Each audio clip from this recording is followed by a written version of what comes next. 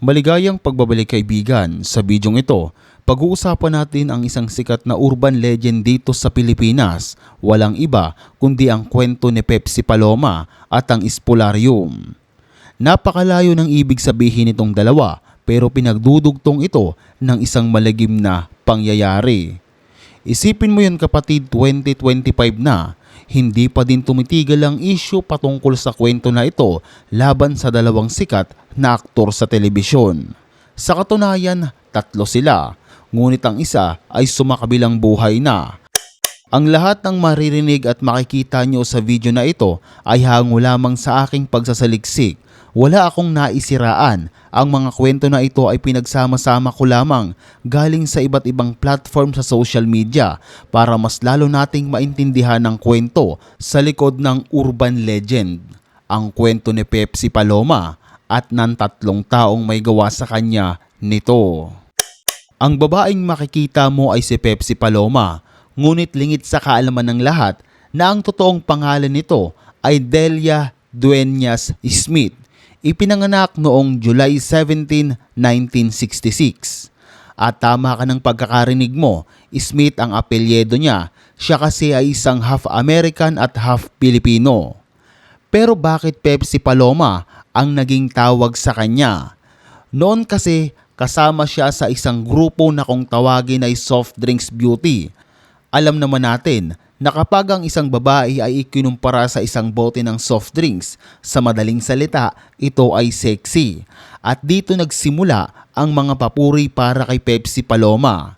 May tatlong miyembro ang grupo na ito noon, sina Jonalie Haykins, aka Coca Nicolas, Maria Jennifer, aka Sarcy Emanuel, Delia Dueñas Smith, aka Pepsi Paloma. Sila ang tinaguriang soft drinks beauty noong taong 1980s. Alam mo ba na noon kapatid ay literal ang mga palabas na pinapanood sa sinehan. Hindi ko napapahabain pa, alam mo na kung ano ang tinutukoy ko. Hindi big deal magpalabas noon ng mga bomba films. At isa na din dito ang grupo ng soft drinks beauty. Kaya naman sa edad na 14 years old, gumagrind na si Pepsi Paloma o may extra siya sa mga pelikulang katulad nito para may panggastos sa kanyang pangangailangan at dumating pa nga sa point na naging successful siya sa karir na ito. Pero bago tayo magpatuloy mga kapatid, alam mo ba na noong 2010, tinrade ang Bitcoin katumbas ng 2 box ng pizza na sa ngayon ito ay umaabot na sa $100,000. Kaya naman ito, maipapakita ko sa inyo kung saan pwede kang mag-invest. Ito ay ang Pocket Broker na siguradong makakatulong sa mga taong mahilig mag-trade. Ito ay isang trading platform kung saan pwede kang mag-buy at sell ng mga crypto o assets. Napakadali lang mag-trade dito ng crypto. Isipin mo yon, sa isang click mo lang ay makakapag-buy at sell ka na. Ganyan kaganda ang Pocket Broker. So bibigyan kita ng tatlong idea o steps para kumita ka ng $100 sa Pocket Broker. Ito yon. I-click ang link na nasa comment section or description natin. Pagkatapos nyan, i-install ang application at mag-register ka na. Ilagay ang ating promo code na WINYT100 at mabibigyan ka ng bonus. Sa screen natin kapatid makikita ang Pocket Broker dashboard.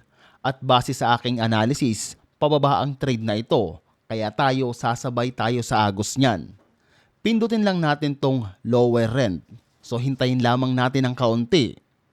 At ayun na nga, easy money lang, di ba? Ganyan kadali mag-trade sa Pocket Broker. At kanina, nanalo tayo ng $100. Ito naman ang oras para tayo ay mag-cash out. Napakadali lang nito kapatid. Pwede kang mag-cash out dito gamit ang bank, crypto, o di naman kaya e-wallet ay pwedeng-pwede. At 0% commission dito mga kapatid. Meron din silang 24/7 chat support at over 130 assets na nag-aalok ng hanggang 92% na kita. Kasama na ang currency pairs, indices, stocks at cryptocurrencies. Kaya ano pang inaantay nyo? Mag-register na at simulang mag-trade. Huwag kalimutan ilagay ang ating promo code na WINYT100 para sa libreng bonus. Ano pang inaantay nyo? Tara na sa Pocket Broker. Sumabalik tayo. Hindi kasama si Tito sa aligasyon na ito, tanging 3 tao lamang ang binanggit ni Pepsi at sinampahan niya ng kaso. Fast forward tayo mga kapatid, merong isang hotel na kung tawagin ay Sulu Hotel na sinasabing nagkita-kita ang magkabilang kampo at hindi ko alam kung anong ginawa nila dito. Napakabata pa ni Pepsi Paloma nung mga panahong ito at yung tatlo naman ay nasa 30s na at nasa tugatog ng kanilang kasikatan. Hindi ko nababanggitin kung ano ang ginawa o ano ang nangyari noong gabing iyon, pero ayon sa mga narinig at nabasa ko, may hawakan na naganap, habulan, takutan, at fast forward nangyari na ang hindi dapat mangyari. Nagsampa ng kaso si Pepsi Paloma sa kanyang manager laban sa 3 taong may gawa sa kanya nito. Gamit ang lapis at papel, isinulat niya ang lahat ng naganap noong gabing iyon. At fast forward tayo, hindi naging matagumpay ang kaso at nauwi lamang sa isang pirmahan ang Affidavit of Desistance. Isa itong kasulatan na kapag pinirmahan ay mawawala ng bisa ang isang kasong isinampa sa korte. Ayon pa sa mga nabasa ko na hindi o ayaw pirmahan ni Pepsi Paloma ang Affidavit of Desistance. Gusto niya kasing ituloy ang kaso laban sa 3 taong may gawa sa kanya nito. Ayaw ng magulang ni Pepsi Paloma na mapahamak sila, kaya't kahit labag sa loob, pinirmahan ito ng kanyang ina bilang consent at guardian nito at doon napawalang bisa ang lahat. Makalipas lamang ang ilang buwan at nang matapos ang pirmahan ng Affidavit of Desistance, nagsalita ang 3 patungkol sa kaso kung saan humingi sila ng tawad. Pero tandaan din natin na noong 1980s, matitindi ang tabas ng dila ng mga tabloid writer noon dahil sa paglabas ng mga showbiz writers na basta-basta na lang sumusulat ng articles para tirahin ng iba't ibang artista. Katumbas siya ng mga fake news na lumalabas ngayon sa social media. Hanggang sa ngayon mga kapatid, palaisipan pa din ng istoryang ito kung ano ba talaga ang nangyari noong araw na iyon. Pero para sa akin ang lahat ng ito ay isang kwento lamang.